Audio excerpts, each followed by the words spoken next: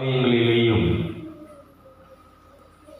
புது வருட ஆசீர்வாத வாக்குத்தத்த வசனங்கள் வார்த்தைகள் என்ன செய்யப்படுகிறது, கொடுக்கப்படுகிறது.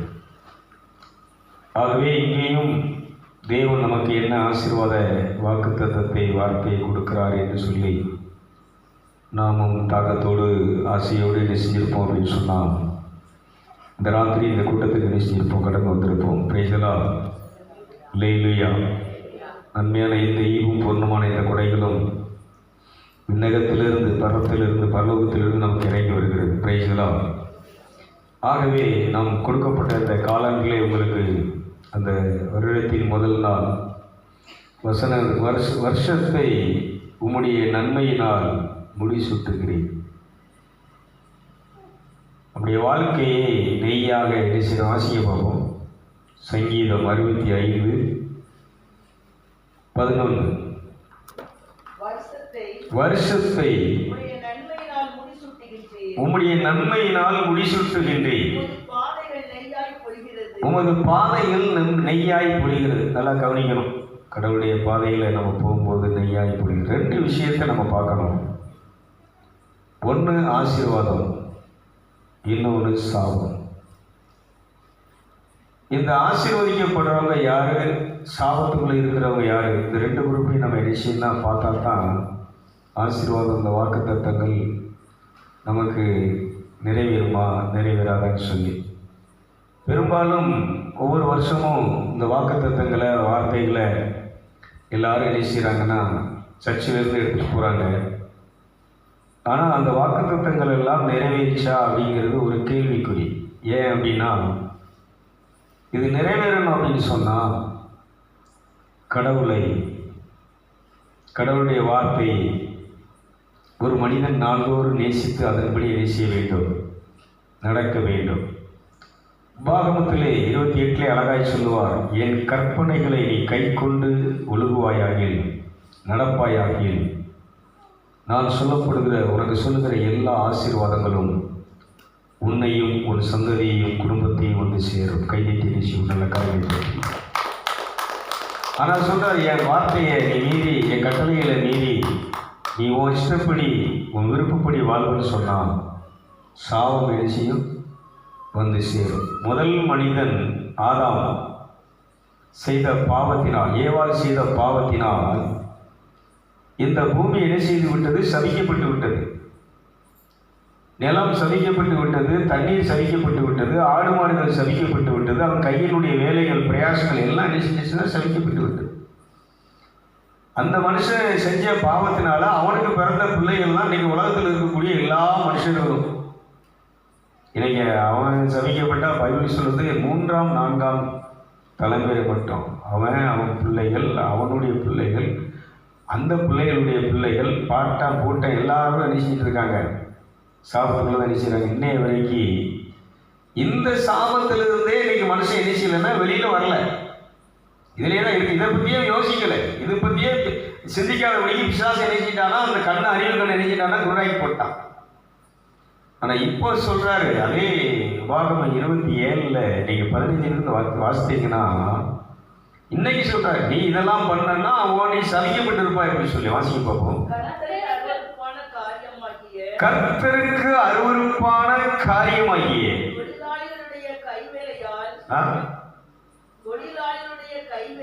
தொழிலாளிகளுடைய கைவேலையால் செய்யப்பட்டதும் வார்ப்பிக்கப்பட்டதுமான யாதொரு விக்கிரகத்தையும், நல்லா நீ கவனிக்கணும், ஒரு சிலையை விக்கிரகத்தை உண்டு பண்ணி ஒளிப்பிடத்திலே வைக்கிறவன், கோயிலிலே வைக்கிறவன், ஆலயத்திலே பீடத்திலே வைக்கிறவன் சபிக்கப்பட்டவன் என்பார்களாக.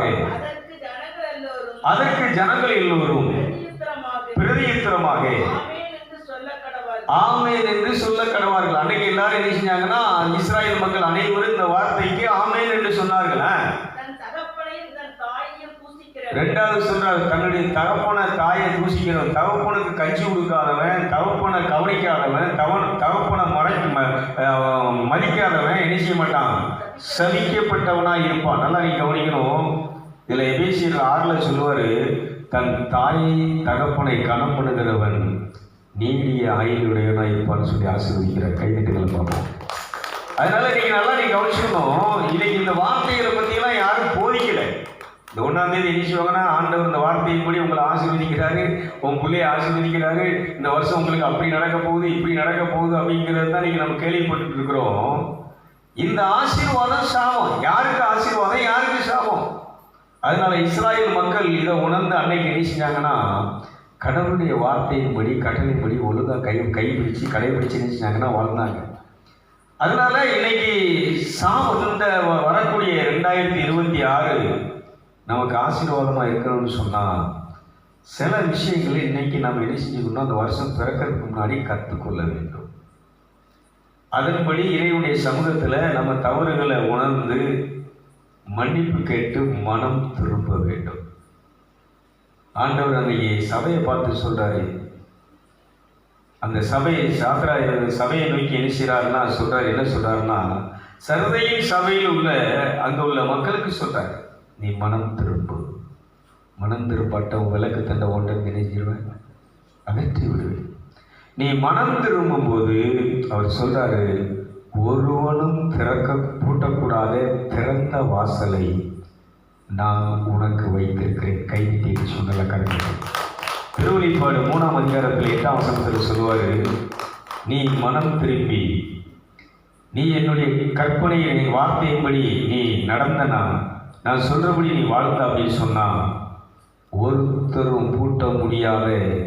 இதான் இந்த வருஷம் நமக்கு ஆண்டவர் தேவசாய நிகழ்ச்சியை பார்க்கக்கூடிய பிள்ளைகளுக்கு, வாலிப தம்பிகளுக்கு, தங்கச்சிகளுக்கு, இந்த நிகழ்ச்சியை பார்க்குற அத்தனை பேருக்கு அவர் சொல்கிற வாக்குத்தத்தை என்ன சொன்னால், நீ என்ன உன் இருதயத்தில் வச்சு உன் இருதயமாகிய அரியணையில் நீ அமர பண்ணி இந்த சரீரமாகிய உடலை உன்னுடைய ஆலயமாக்கி நீ என்னுடைய வார்த்தையை கை கொண்டு நடப்பன்னு சொன்னால் ஒருத்தரும் நான் உனக்கு வச்சிருக்கிற ஆசீர்வாதத்தை, உனக்கு வைத்திருக்கிற வெற்றியை, உனக்கு வைத்திருக்கிற உயர்வை இந்த உலகத்தில் எந்த மனுஷனாலும் தடுக்கவும் முடியாது, எந்த மனுஷனாலும் அதுக்கு விரோதமாக எதிர்த்து நிற்கவும் முடியாது. ஏன்னா சொன்னால், நான் உன்னோடு இருக்கிறேன், நான் உன்னோடு இருந்து நான் உன்னை வழி நடத்துகிறேன். கைது பேசி உங்களை வாசிக்க பார்ப்போம்.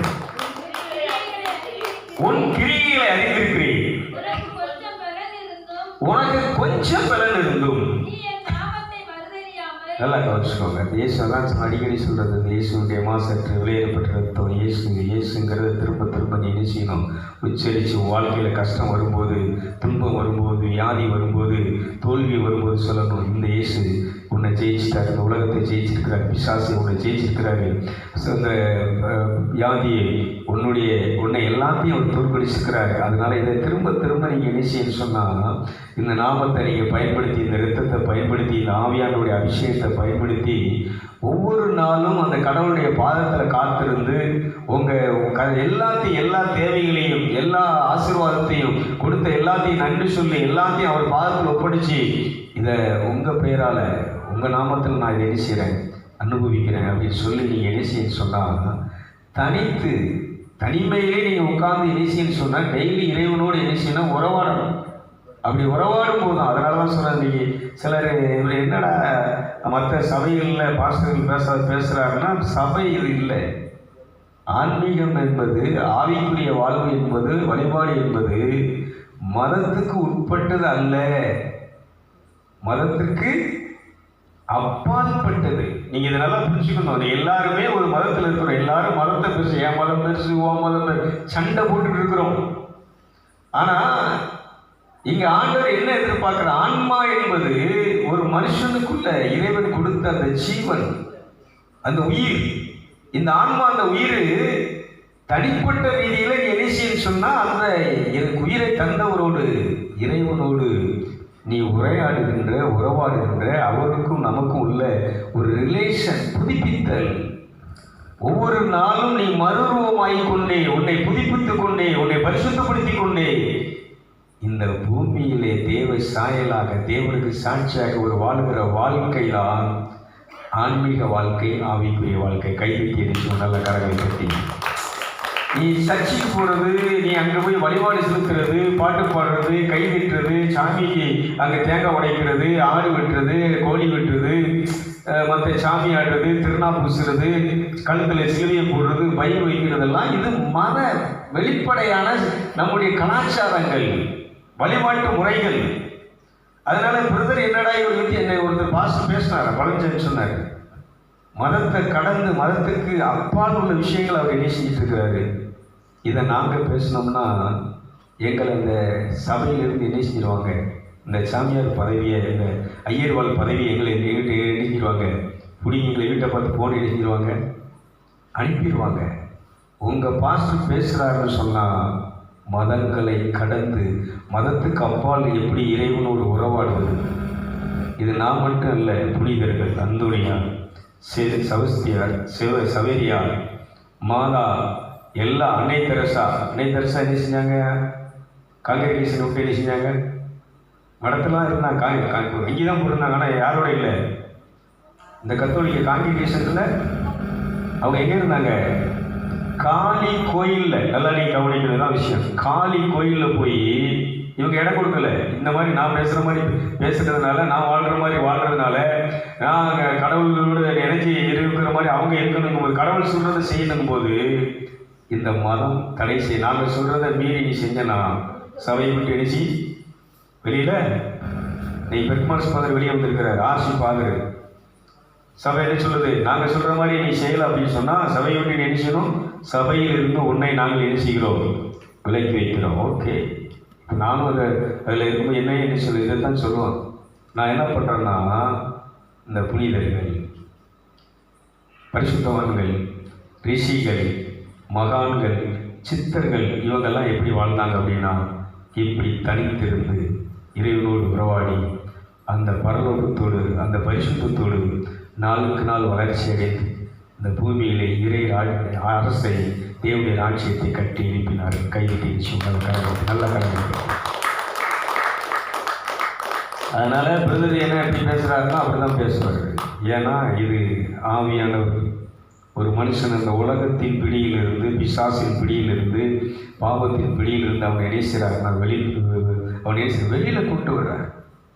இதுதான் என்ன வாழ்க்கைன்னு சொன்னால், தேவலோகத்துக்கு இந்த ஆன்மாவை நாவி இந்த உடலை விட்டு பிரியும் போது இவங்களுக்கு தான் இயேசு நினைச்சான ஒரு ஸ்தலத்தை ஆயத்தப்படுத்தி, அந்த ஸ்தலத்தில் இந்த உயிர் உடலை விட்டு வெளியில் வந்த உடனே தேவ தூதர்களால், பரிசுத்தவான்களால் அப்படியே அங்கே வரவேற்பு அழைத்து செல்லப்பட்டு நினைச்சாங்கன்னா சிங்காசனத்தில் உட்கார வைக்கிறார். கைத்துகளை பார்ப்போம். இந்த வாசிமா விட்டுலேருந்து வாசி பார்ப்போம். நீ என்னுடைய நாமத்தை நீ மறுதலியாமல் என் வசனத்தை கைக்கொண்டு நீ நடக்கிறபடியினால், வாழ்கிறபடியினால், இதோ கைதுகளை பார்ப்போம். திறந்த வாசல், எல்லா இடத்துலையும் உனக்கு வாசல் திறக்கும். பாருங்க, இந்த செவக்கலை விளக்கில் புட்டை காட்டில், மழை தண்ணி இல்லாத இடத்துல, ஒரு எந்த விதமான ஒரு செழிப்பு இல்லாத இடத்துல ஆண்டவர் இணைஞ்சிருக்கிறார். நான் கட்டாந்தரையில் நோவா கப்பல் கட்டி அந்த குடும்பத்தை ஆண்டவர் பாதுகாத்த மாதிரி இந்த புட்டை காட்டில் இதில் இன்னொன்று கிறிஸ்தவம். நான் தொடர்ந்து அந்த இடத்துல வந்து 92 தொடங்கும் போது பார்த்தா இங்கே கிறிஸ்தவம் பேர் ரொம்ப ஒன்றும் நிச்சயாது கிடையாது, கிறிஸ்தவ சபைகளும் கிடையாது. ஆனால் இங்கே தொடங்கினதுக்கப்புறம் எல்லா ஊரில் இருந்த மக்கள் இந்த இடத்துல வந்து மனம் திரும்பி ஞானஸ்தானம் பெற்று பரிசுத்தாயின் அபிஷேகத்தை பெற்று கடவுளை நேசித்தார்கள் என்று சொன்னால் தரிசித்து அவரோடு உறவாடினார். இன்றைக்கி இருக்கக்கூடிய அந்த சபையில் இருக்கக்கூடிய ஆட்கள் பூரா பார்த்தீங்கன்னா இங்கே மனம் திரும்பி அபிஷேகம் பண்ணப்பட்டு வழிநடத்தப்பட்ட மக்கள் தான் இங்கே இருப்பார்கள். ஏங்க என்ன பண்ணிட்டு இருக்கிற, ஒன்றும் ஆஃப் பண்ண போய் உட்காரு. எல்லாரும் அங்கே பார்த்துட்டு இருக்கிறாங்க, அது மொத்தம் லைனில் கொடுத்துருக்கும். சரி, கவனிப்போம். அதனால் எனக்கு அன்பானவர்களே, நீங்கள் நல்லா கவனிக்க வேண்டிய ஒரு விஷயம் என்ன அப்படின்னு சொன்னால், இந்த உலகத்தின் பிடியில் அவர் சொல்கிறார், நாமத்தை நீ அறிந்து இதை எப்பவும் நீ பயன்படுத்தி.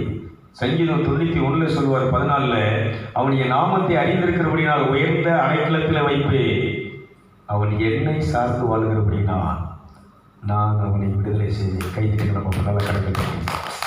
இதுதாங்க கிறிஸ்தவ வாழ்க்கை, இதுதாங்க ஆன்மீக வாழ்க்கை, இதுதாங்க ஆவிக்குரிய வாழ்க்கை. ஆனா இன்னைக்கு நம்ம யாரை சார்ந்து வாழ்றோம்? மதத்தை சார்ந்து வாழ்றோம், மத போதகர்கள், மத தலைவர்களை சார்ந்து வாழ்றோம். ஏன்னா அவங்க என்ன சொல்றாங்க, நீங்க எங்களை நாங்க சொல்றபடி கேட்கலன்னா உங்களுக்கு நாங்க என்ன செய்ய மாட்டோம். சொல்லுங்களேன். நான் என்ன சொல்றேன்னா, மனம் திரும்ப இல்லைன்னா வேண்டாயா. சவரியா இருக்கா பார்த்தீங்களா, நம்ம புரியுது. எனக்கு ஒரு உடல் அழியாம இருக்கு. ஏன் அவர் என்ன செஞ்சாருன்னா, தகப்ப ராஜா சொல்றாரு, நீ அரசனா நாட்டை ஆள வேண்டியவன், நீ இந்த இயேசு நாமத்தை சொல்லிட்டு இயேசு பின்ன இயேசுன்னு சொல்லிட்டு இந்த உலகத்துல இயேசுதான் பெருசு சொன்ன கடவுள்னு சொல்லிட்டு அலைஞ்ச அப்படின்னு சொன்னான். ட்ரெஸ் ராஜ உடையெல்லாம் அவுத்து போட்டு எல்லாத்தையும் போட்டுட்டு நீ நினைச்சி வெளியில போ. எல்லாத்தையும் அவுத்து போட்டுட்டு அவர் என்ன செஞ்சாருன்னா, உடுத்தின துணியோட வந்தாரா நிறுவனம் வந்தாரா தெரியாது, அந்த அரச வாழ்க்கை வேண்டாம், அரண்மனையில் வாழக்கூடிய வாழ்க்கை வேண்டாம் என்று சொல்லி இயேசுவை பின்பற்ற மனுஷன் உலகம் முழுவதையும் ஆதாயப்படுத்தினாலும் இந்த உள்ள இருக்கக்கூடிய ஆத்மாவை நஷ்டப்படுத்தினாலும் அவனுக்கு லாபம் என்ன என்கிற அந்த வார்த்தை இஞ்ஞாசியார் சொன்ன அந்த வார்த்தையை அப்படியே கை கொண்டு, ஆன்மாதாயா அழியாதது, ஆன்மாதாயா முத்து, ஆன்மாதாயா சொத்து, இந்த உலகம் முழுசையும் கொண்டாந்து ஒரு மனுஷனுக்கு கொடுத்தாலும் இந்த ஆன்மாவுக்கு ஈடு இல்லைங்கிற அந்த சத்தியத்தை மனசில் வச்சு வாழ்ந்த ஒரு மகான் புனிதர் பரிசுத்தவான் யாருன்னு சொன்னால் நம்முடைய புனித சபையார் கைதிக்கு நிச்சயம் வாழ்ந்து. அதனால அவர் என்ன செய்யாருன்னா, மனம் திரும்புகிறார் இந்த சுகபோக வாழ்க்கை. இதை மோசே சொல்றாரு, அந்த பார்வோனுடைய அரண்மனையில் நாம் சுகபோகமாக சொகுஷா வாழ்கிறதை விட என் மக்களோடு, இந்த இஸ்ராயல் மக்களோடு துன்புற்று வாழ்வதே மேல் என்று சொல்லி அவர் அந்த வாழ்க்கையை தூக்கி எறிஞ்சிட்டு வந்ததுனால தான் அவர் செங்கடலை பார்த்து கோலை நீட்டின உடனே செங்கடல் ரெண்டாக பிளந்தது, பாறை அடித்த உடனே தண்ணி அங்கே வந்தது. அவருக்கு பின்னால் லட்சக்கணக்கான மக்கள் என்ன செய்யப்பட்டார்கள், பின்தொடர்ந்து வர ஆரம்பித்தார். கைவிட்டு நம்ம நல்ல கருத்து. இன்னைக்கு ஒரு சகோதரி பாம்பேயிலிருந்து என்ன செஞ்சிருந்தாங்கன்னா ஒரு மெசேஜ் போட்டிருந்தாங்க. ஹலோ ஜெயம், இந்த உங்கள் நிகழ்ச்சியை நாங்கள் பார்த்து ரொம்ப என்ன செஞ்சுட்டு இருக்கிறோம். இது கிட்டத்தட்ட 35 வருஷத்துக்கு முன்னாடி உள்ளவங்க வாழ்ந்த அந்த சரித்திரங்கள் வரலாறுகள் உங்களுடைய மெசேஜில் இருக்குது. இதை நான் என்ன செய்யட்டுமா, எனக்கு நான் ஒரு பெரிய குரூப் வச்சுருக்கிறேன், இதுக்கு ஷேர் பண்ணட்டுமா, உங்களுடைய பெர்மிஷன் வேணும்னு என்ன செஞ்சாங்கன்னா கேட்டுக்கிறாங்க. இந்த நிகழ்ச்சியில் நான் சொல்கிறேன், இந்த நிகழ்ச்சியை பார்க்கக்கூடிய அத்தனை பிள்ளைகளும் சொல்கிறேன், நற்செய்தி அறிவிப்பதும் நல்ல செயல்களை செய்வதும் நம்மேல் விழுந்த கடமை. கைவிட்டுகளை பார்ப்போம், நல்ல கடமை. நான் 35 வருஷத்துக்கு முன்னாடி வாழ்ந்த மகான்கள், சித்தர்கள், பரிசுத்தவான்கள், ரிஷிகள், இந்த புனிதர்கள், அன்னை மரியாள், அன்னை தெரசால், இந்த உலகத்தில் வணக்கத்துக்குரியவங்க, மதிப்புக்குரியவங்க, போற்றுதலுக்குரியவங்க, ஆண்டவருடைய அருளையும் ஆற்றலையும் உடையவர்கள், தேவனுடைய ராஜ்யத்தை இந்த பூமியிலே ஸ்தாபித்த கட்டி எழுப்பிய அந்த மகான்களுடைய வரலாறுகளை பேசுகிறேன். அவர்கள் வாழ்ந்தது போல வாழ வேண்டும் என்று சொல்லி வாழ்ந்து கொண்டிருக்கிறேன். நீங்களும் வாழ்ந்து புனிதர்களாக, பரிசுத்தவான்களாக இந்த ஆத்மாவை ஆதாயப்படுத்தி அது எங்கிருந்து வந்ததோ அங்கே நீங்கள் அதை சேர்க்க வேண்டும் என்று சொல்லி உங்களை வாழ்க்கையை செய்கிறேன், ஆசீர்வதிக்கிறேன். இந்த நிகழ்ச்சியை இந்த தங்கச்சி கேட்டது மாதிரி நான் எல்லாருக்கும் சொல்கிறேன். இந்த 250 ஃபேஸ்புக்கு அந்த குரூப்பில் இருக்கக்கூடிய அத்தனை பேருக்கும் சொல்கிறேன், இதை நீங்கள் டெய்லி செய்யுங்க. உங்களுக்கு தெரிஞ்சவங்க, உங்களுக்கு எவ்வளோ பேர் பழக்கத்தில் இருக்கிறாங்களோ, குரூப்பில் இருக்கிறாங்களோ, எத்தனை நாடு கம்யூனிகேஷன் உங்களுக்கு இருக்கோ அவ்வளோ என்ன செய்ய. உலகம் நான் சொல்கிறேன், இந்த நிகழ்ச்சி அதான் சொல்கிறல, நீ என் நாமத்தை அறிந்திருக்கிறபடிய வார்த்தையை கை கொண்டு வாழ்கிறபடினா ஒன்றும் பூட்டக்கூடாத. இந்த வருஷம் வாக்குத்தத்தமாக எனக்கு ஆண்டவர் என்ன செஞ்சார்னா, இன்னைக்கு காலையில் சொன்ன விஷயம் ஒருத்தனும் பூட்ட முடியாதுடா. எவன் பேசுகிறதையும் நீ கண்டு என்ன செய்யாத, அஞ்சாத. திரளான மக்கள் உன்னிடத்தில் என்ன செய்வார்கள் சொன்னார் ஞானசாமிகள். நான் உன்னோடு இருக்கிறதை, உன்னை வழிநடத்துகிறதை கண்டு உனக்கு முன்பாக பணிந்து நிற்பார்கள். நல்ல கரங்கள். இதே காலையில் அப்படி இருக்கிற வசனத்தில் பைபிள் இருக்கிற வசனம், அந்த வசனத்தோட பேசுகிறேன். அதனால இந்த வாழ்க்கை என்பது, மதம் என்பது ஓகே, நான் என்ன சொல்கிறேன்னா அதை குறை சொல்லலை. எந்த மதத்தையும் நான் குறை சொல்லலை. எல்லா மதமும் மதம் தான். அவங்க மதம் கொடுக்குற வழிபாட்டை என்ன செஞ்சுட்டு இருக்கிறாங்க, அவங்க பண்ணிட்டு இருக்கிறாங்க. நான் என்ன சொல்கிறேன்னா, இயேசு என்ன சொல்கிறாருன்னா, கடவுள் நம்மளை படைத்தவர், சிருஷ்டித்தவர், உண்டாக்கியவர், அவரோடு நீ உறவு கொள்வது அவரோடு வனத்தந்தூரியார், வனத்து சின்னப்பருடைய வரலாறுகள்லாம் நீங்கள் படிக்கணும். இவங்க எதுக்கு வனத்துக்கு போனாங்க? எதுக்கு வனத்தில் போய் இவங்க நினைச்சாங்க? வனத்தந்தூரியார்னு அவங்களுக்கு பேர் எதுக்கு வந்துச்சு? வனத்து சின்னப்பரு எதுக்கு பேர் வந்துச்சு?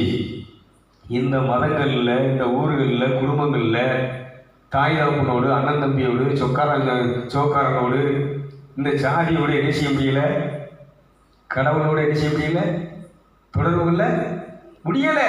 அதனால என்ன செஞ்சிட்டாங்கன்னா, இதை விட்டுட்டு என்ன செஞ்சிட்டாங்கன்னா, தனித்து போய் காட்டில் போய், போன வாரம் பேசினேன், இயேசு அதிகாலமே எழும்பி தனித்து மனிதன் நடமாட்டம் இல்லாத வனாந்தரத்தில் போய் என்ன செய்தார்? இறைவனோடு உரையாடி கொண்டிருந்தார். கைவிட்டுகளை பார்ப்போம். அதனால ப்ளீஸ், மதத்தில் இருக்கிறவங்களுக்கு நான் இந்த நிகழ்ச்சி என்ன செய்யறதுனா செட் ஆகாது. இங்கே வர்றவங்களுக்கு செட் ஆகாது. மதம் வேறு, ஆன்மீகம் வேறு. இது ஆவியிலே ஜீவனோடு, ஆன்மாவோடு, இறைவனோடு என்ன செய்யக்கூடிய உறவாடுகின்ற, அவர் பேசுகிறதை கேட்கினாதான் அந்த ஆசீர்வாதம், வாக்குத்தத்தங்கள் எல்லாம் எப்போ நிறைவேறினா, இந்த பைபிளை தூக்கிட்டு பைபிள் மதம் பைபிளை கொடுத்துருக்கு, நம்ம பைபிளை படிக்கிறோம், மனப்பாடமாக படிக்கிறோம். இதுக்கு பயிற்சியெல்லாம் இதெல்லாம் வச்சிருக்கிறாங்க, போட்டியெல்லாம் வச்சிருக்கிறாங்க. போட்டி இணைச்சாங்க, படித்து எல்லாம் இணைச்சிருக்காங்க, எழுதி இணைச்சிட்டு இருக்கிறாங்க, பரிசெல்லாம் வாங்கிட்டு இருக்கிறாங்க. இது பண்ணலாம். ஆனால் ஆண்டவர் பேசுகிறது என்பது, நீ தனித்து உட்காரும் போது ஒருத்தன் உன்னை அடிக்கிறதுக்கு உனக்கு விரோதமாக என்ன செஞ்சுட்டு இருக்கிறான், செயல்பட்டு இருக்கிறான். அப்போ நீங்கள் அதை என்ன செய்யணும்? ஆண்டவர் பாத்திரம் உள்ள பேசுவார். இதை மன்னிடா அப்படிம்பாரு, இதை பொறுத்துக்கோ அப்படிம்பாரு, இதை நீ என்ன செய்யாத, பெருசு படுத்தாத, தீ போட்டு போய் இதை நீ கீழ்ப்படிஞ்சு இதன்படி நீ வாழும்போது அவர் சொல்லுகிற எல்லா வாக்குத்தத்தங்களும் ஆசீர்வாதங்களும் உன்னை வந்து சேர. கைதிகளை நல்ல கரைகள். இந்த பைபிளை இப்படி தூக்கி வச்சுக்கிட்டு நீ வேலையிறதுனால இதை படித்து மனப்பாடம் பண்ண, இதை இந்த வசனம் சொல்லுது, இந்த அதிகாரம் சொல்கிறது அப்படிங்கிறது வேற. வாழ்க்கை இன்னைக்கு நீ இப்படி வாழ வேண்டும், இன்னைக்கு இதை நீ செய்ய வேண்டும், இதை நீ இன்னைக்கு கொடுக்க வேண்டும், இதை நீ இன்னைக்கு என்ன செய்ய வேண்டும், பாதுகாத்து கொள்ள வேண்டும். ஒவ்வொரு நாளும் பேசுவாருங்க, இதை சாப்பிடு, இதை சாப்பிடாத, இந்த இடத்துக்கு போகாத, இந்த கம்யூனிகேஷன் உனக்கு இருக்கட்டும், இல்லைன்னா இந்த கம்யூனிகேஷன் உனக்கு. அப்போ என்ன சொல்கிறாரோ அதன்படி என்ன செய்யணும்? அதுதான் யார் பேசுறதுன்னா, நான் பேசுகிற வார்த்தை. கைதிகளை தான் ஆண்டவர் பேசுகிற வார்த்தை. நல்ல கைதிகளை பார்ப்போம், பேசலாம். அதனால தேவசாய் நிகழ்ச்சி பார்க்கக்கூடிய ஆவிக்குரிய சபைக்கு, ஆவிக்குரிய சபை நடத்துகிற சபைக்கு போகிற பிள்ளைகள் சொல்கிறேன். நானும் ஒரு காலத்தில் இப்படி தான் பைபிள்லாம் பைபிளை படிச்சுக்கிட்டு இந்த வசனம் அதிகாரத்துங்களை சொல்லிக்கிட்டு என்ன செஞ்சேன் அடைஞ்ச காலங்கள்லாம் உண்டு, உண்மைதான். அதேமாரி அந்தோனியார் திருவிழா, மாதா திருவிழா எல்லாத்துலேயும் நான் நினைச்சேன்னா அதில் எல்லாத்துலேயும் முழு மூச்சாக ஈடுபட்ட ஒரு மனுஷன் தான். இன்னும் சாவா வெட்டி சுருட்டு சாராயம் வச்சு கடலை பொரியெல்லாம் வச்சு எங்கள் அப்பா என்ன செய்வார்னா, அந்த 21 தேவதைகளுக்கு காளி, மாரி, சுடலை, முண்டை, மற்ற ஒரு 21 இதில் கூப்பிடுவார். ஏய் சக்கமா வாம்பாரு, பட்டாளி வாம்பாரு. அவன் குதிரையில் வரக்கூடியவன். எல்லாம் பொல்லாத ஆவிகள் உன்னை காட்டும், திரும்ப நிச்சயம் குடும்பத்தில் சமாதானத்தை கெடுத்துரும், ஆடு மாடுகளை இது பண்ணும். இதை தான் சாகுன்னு சொல்கிறேன். வேற தெய்வங்களை வழிபடுறவர்கள் விக்கிரகங்களை வீட்டில் வச்சுருந்தாலும் சரி, நீ ஆலயத்தில் நான் இதில் வச்சுருந்தாலும் சரி, பைபிள் வாசம் இல்லையா? நீங்கள் யார் சொல்லுங்க, நான் சொல்லலை. என்ன சொல்லுது? அதுக்கு கீழே வாசித்தீங்கன்னா, விபச்சாரம் செய்கிறவர்கள். இதை போன வாரம் கிறிஸ்துமஸ் பேசும்போது நிறைய பேர் என்ன இப்படி பேசுகிறாரு, சாபமே அதில் இருக்குது.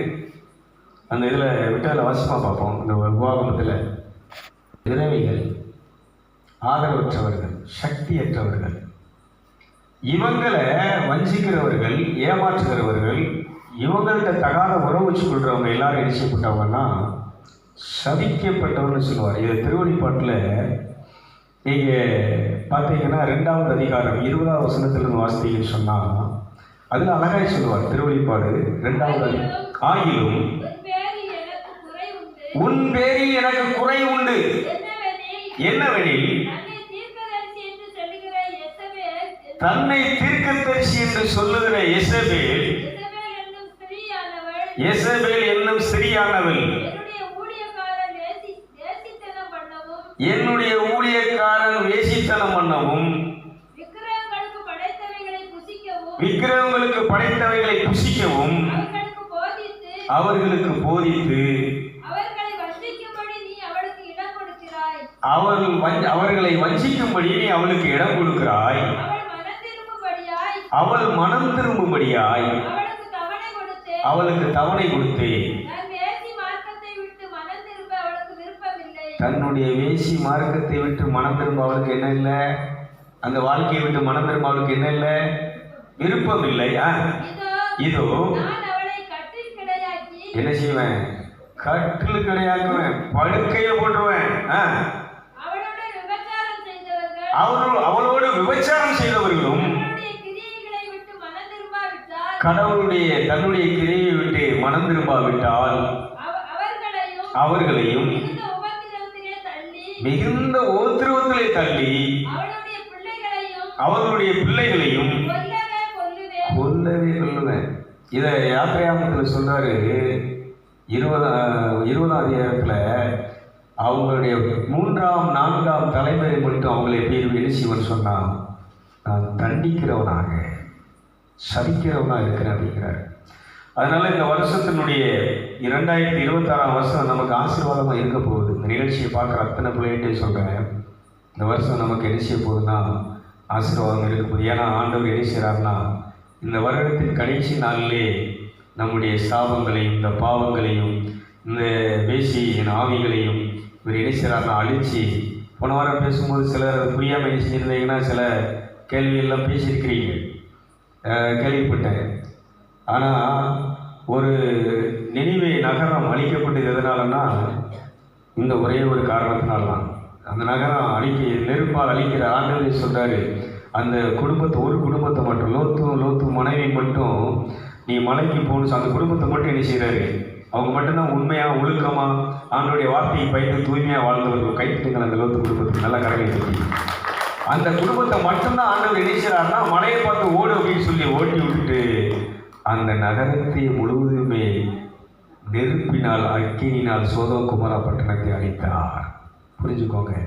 லங்கை அந்த சூப்பர் நகை, ராவனுடைய தங்கச்சி அரைக்கி சூப்பர் நகையினுடைய ஒரு பேர் என்னதுன்னு சொன்னா சொல்லுங்க, காமவடி. அவளே சொல்லுதா, என் பேர் சூப்பர் நகை, ராவனுடைய தங்கச்சி, நான் ராணி, இலங்கையினுடைய அரசி, நான் உனக்கு அரசியா இருப்பேன், நீ இலங்கையினுடைய அரசனா இருப்பேன், நம்ம ரெண்டு பேரும் சந்தோஷமா இருந்தா போதும். நான் வேற ஒன்றும் தப்பாவே சொல்லல, அவ பேரைத்தான் சொன்னேன். அவ பேர் என்ன பேரு சொல்லுங்க? சூப்பர் நகை. அடுத்த பேர் என்ன பேரு? காம. அவ பேரைத்தான் சொன்னேன். என்ன இவரு என்ன செய்யறாரு?